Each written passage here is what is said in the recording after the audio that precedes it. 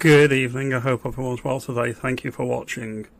If you like this video, consider sharing it and subscribing to the channel. It does help me out a lot.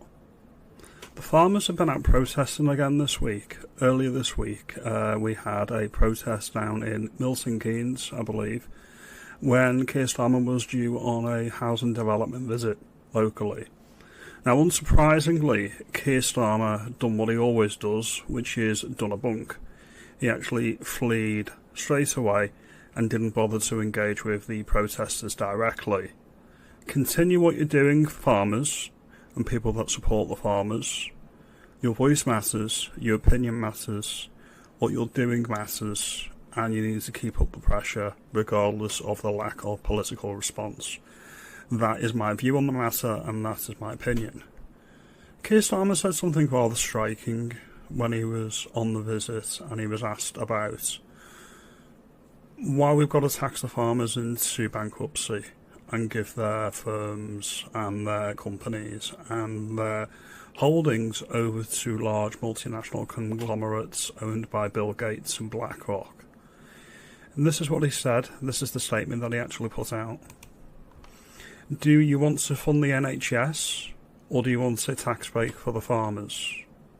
That's the choice that he offered the questioner on the interview, or the comments. Mr. Starmer, I'd prefer that no one paid inheritance tax. Mr. Starmer, I'd prefer that you give a tax break to our farmers to make sure we have food security than giving the money to foreign farmers. That's just my opinion. I'd prefer that we give our tax breaks to people in the country that need it. I prefer that you didn't give 18 billion of my money over for a deal with Mauritius for the Chagos Islands, which we own and Mauritius has never owned. That is what I would prefer. I prefer lots of things. I would prefer that you didn't spend 22 billion on pointless carbon capture projects, and you use that money to support our food sustainability in this United Kingdom. That is just my opinion. When I think of the United Kingdom, and specifically Britain and the British Isles, I don't really think of the cities anymore. We do have beautiful cities, or at least we used to have beautiful cities. The northern cities, Leeds, Manchester, and Liverpool, obviously. And then you have Edinburgh, the jewel in the crown of Britain, absolutely gorgeous. I love Edinburgh very much. I don't think of the cities. I think of the countryside. I think of the rolling hills in Cheshire. I think of the Scottish Highlands. And I think of the Yorkshire Dales. I may live in a town, but I am a country boy through and through. I love going on walks in the countryside, and I'd love nothing more than to have a little cottage in the country that I could own. That is my dream.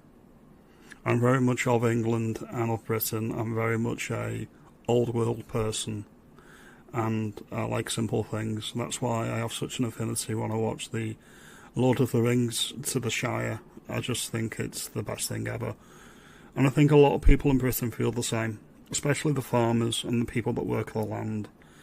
They ever feel, and they have an instinct and a desire to actually work the land and put something in, see it grow, and it's respectable. And it's a really, really wholesome image of England and Britain that we have. When you go to the countryside, it still feels like Britain. It still feels like England. It's not like that in the cities anymore. And they want to break that connection that we have. That's just my opinion. Your mileage on that may vary. They don't care. They really do not care. It's not that they want to listen, they won't listen. It's not that they can change course, it's they won't change course. Now, I don't watch Question Time anymore, ever since Brexit. Matt Goodwin was on yesterday, and he put a post up on X, which is quite revealing. And what he put up is, he actually called them out on the BS over the immigration. I've mentioned this on my channel earlier this week, where, yeah, they may have deported 20k worth of overstayers, most of which were on probably study visas or other work visas, and they've been booted out, and they were paid to leave. The vast majority of the small boat people who are coming over are going to be granted asylum because they're just way through the system. It takes twice as long to decline an asylum claim than it does to wave one through, and they're incentivised to do so. And he called the ramps on it. There was a Labour minister on, Jackie Smith. Now, some people may remember that when she was in government last, under the Blair Brown years, she claimed expenses for pornographic movies that she claims that she didn't watch, but her husband did.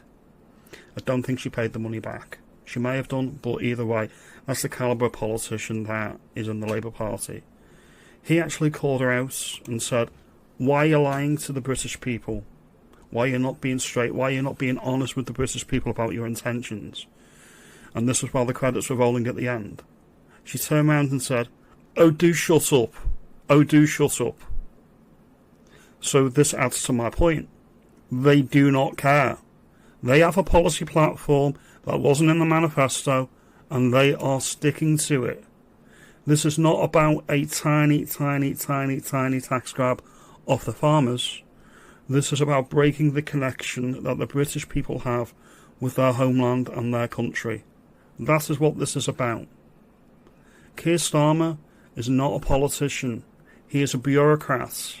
He has been on record saying that he hates politics. He thinks it's mundane.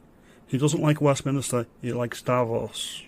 Think about that. The unelected bureaucrats go to Davos. They decide what they're going to do, and then they push it through the national parliaments. Where's the democracy in any of this? None of this was in the manifesto. This farmers' land grab, was this in the manifesto? Did anybody vote for this? Anyway, rant over. I support the farmers. I support Britain and the British Isles. And yes, I do include the Irish Republic. They're struggling just like we are. They may not be in the UK, but I still consider them my family. If you like the video, share it. I appreciate your time. You have a good day.